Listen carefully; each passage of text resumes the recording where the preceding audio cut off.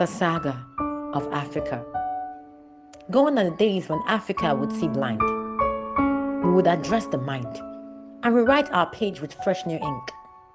Together, we shall save our lands from dashing into the sink. Every day, the coast is clear. Yet, like dinosaurs, we wink and tear, holding on to ancient fear. It's time to live, love, and share. The colder the climate, the closer your checkmate.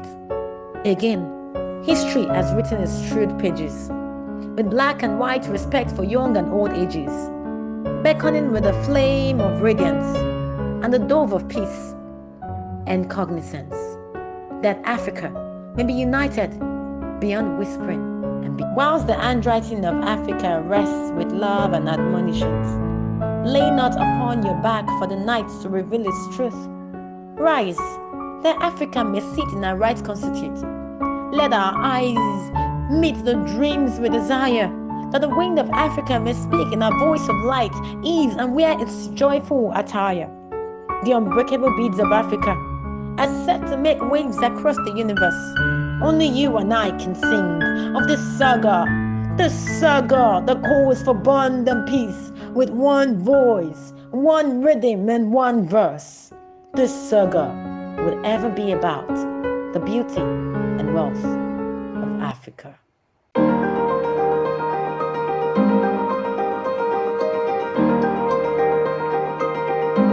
Hello and welcome to another fantastic edition of Insights.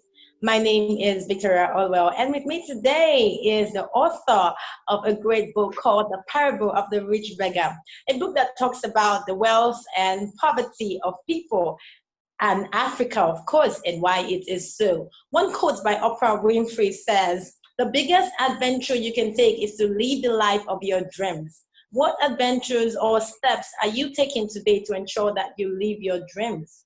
For a second, I would like you to think about this question. Have you ever felt limited, like you know that you can achieve a dream or your dreams, but somehow you feel something or someone is holding you back from realizing that which you seek? If that's how you feel, then I have an author in the house today, and his name is Ola-Oluwa Fagade. He has a few insights to share with you in this regard. Hello, sir, and welcome to the 7th edition of Insights. How have you been faring with the different happenings in Nigeria and the world at large? I'm fine, Victoria. How are you doing too? I'm good. I'm very well, thank you, sir. Thank you so much for coming to the show for today. You're welcome. All right. I read your book and picked a little of the thoughts shared in your book. One of the things you said was, as a young lad born into a polygamous family, I grew to believe life and wealth was an icon of value, responsibility, discipline, hard work, focus, passion, and education. I wasn't particularly raised in a rich family. However, affluence was something I had to learn to hunger for as I grew older.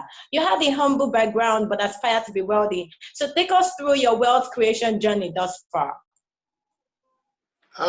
Victoria, we are all born into a family, and we all grow up to know some to learn some values. And one of the things I've learned as a child is the need for me to be hardworking, the need for me to trust in God, and the need for me to do something, for my society and create my own, quota to help the society I find myself. It's not really easy. Growing up is not easy because I was born into a home where discipline is a core thing. I go through a lot of things, but I've made to believe that the circumstances of the family, poverty, doesn't need to define who I am. Who I am is something that I need to study. I need to know the reason why I'm here and the reason why I'm part of this world.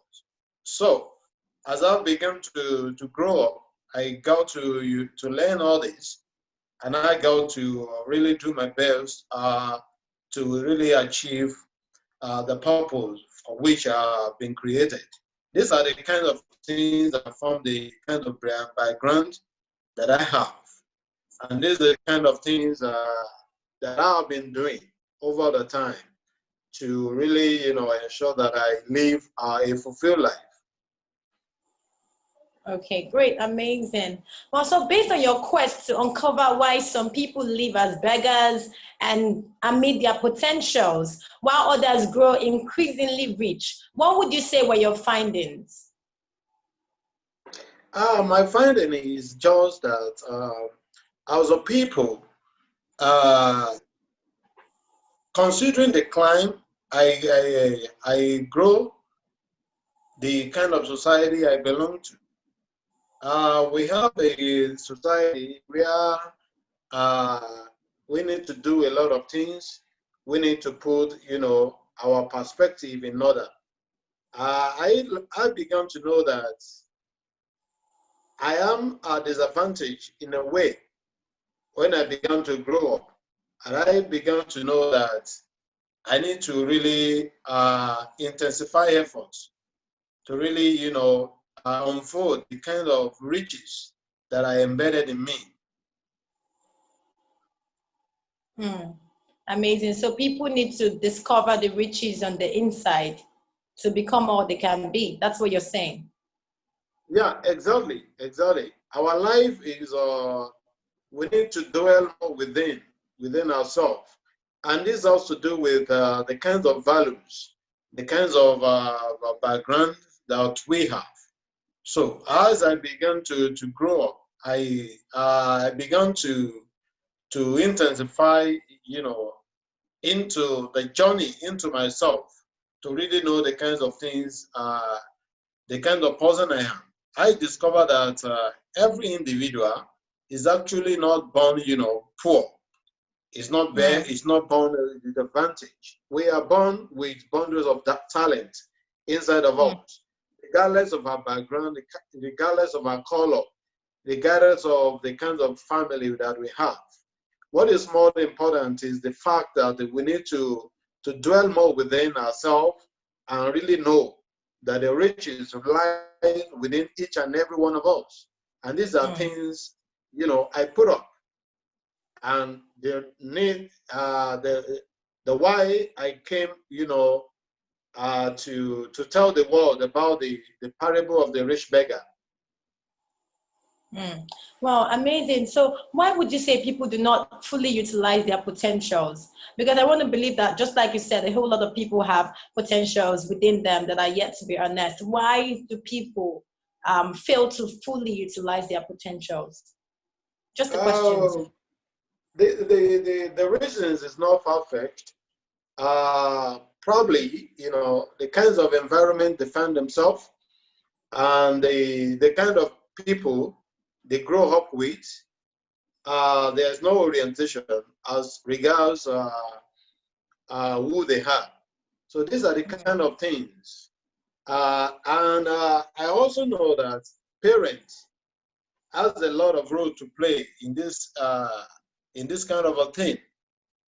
We need to know ourselves as a people, regardless of our background. We need to know that God created us and He has a purpose in mind for creating us.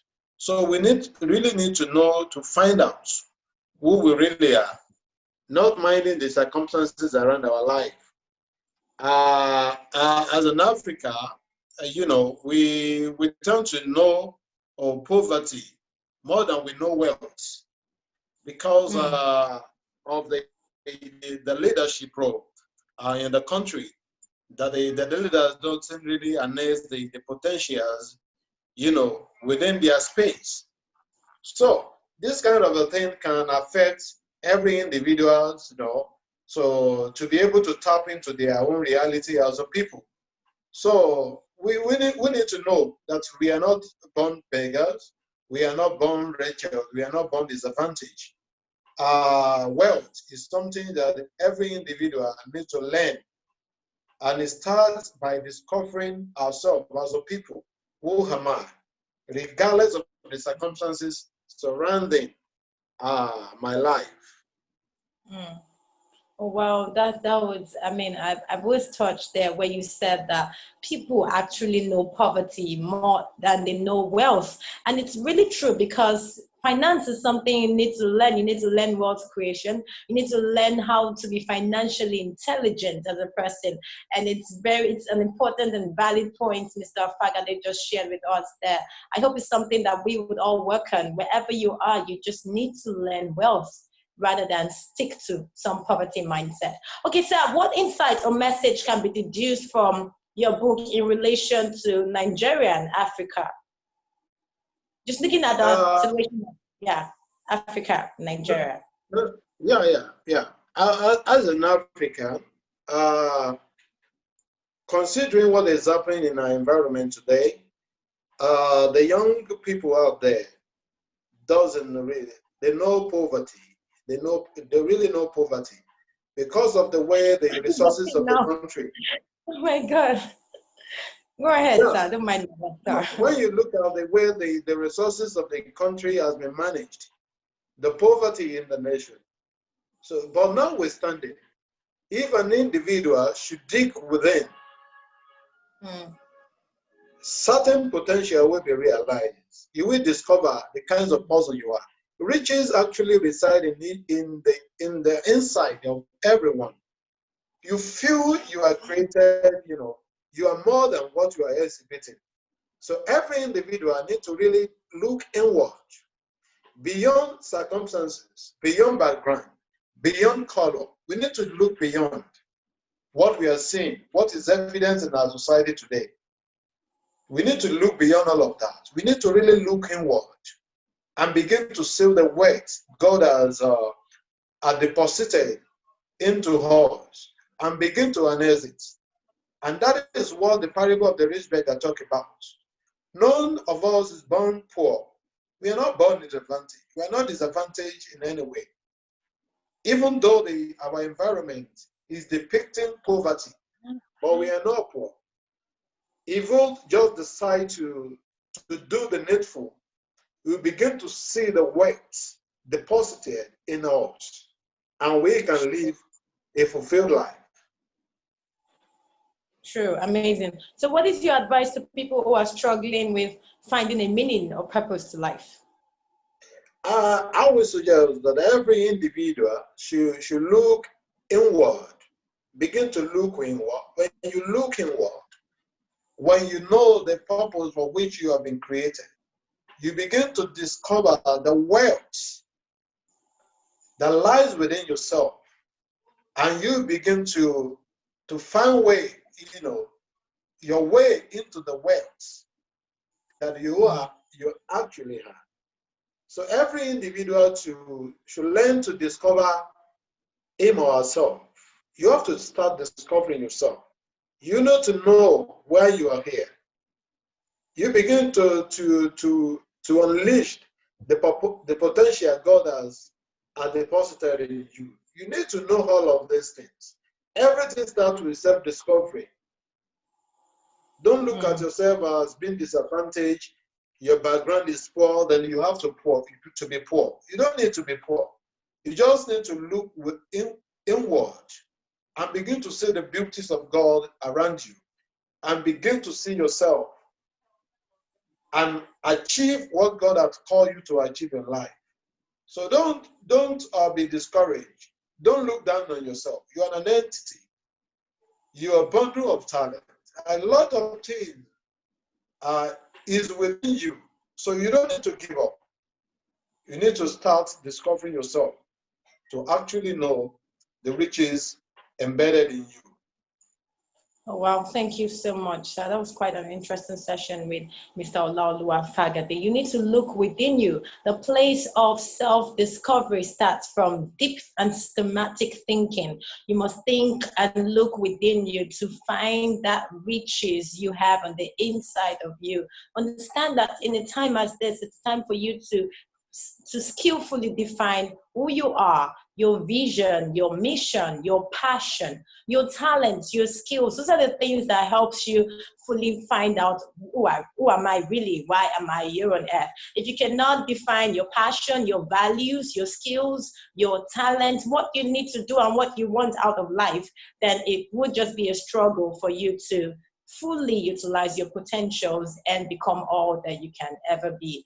There's a lot we can do as individuals to create a better world. We only need to look within, just like Mr. Fagade just said, and embrace critical thinking on how best to harness the gifts, skills, and talents that we have within us. And of course, your network as well matters a lot. You need to grow your network, build the right network to ensure that you keep growing as an individual and make a better world. We've come to the end of this edition. Thank you so much, Sarah, for your time. Thanks for sharing the insights you've been able to share with us thus far. And we'll be looking forward to having you again, sometime again, I hope so.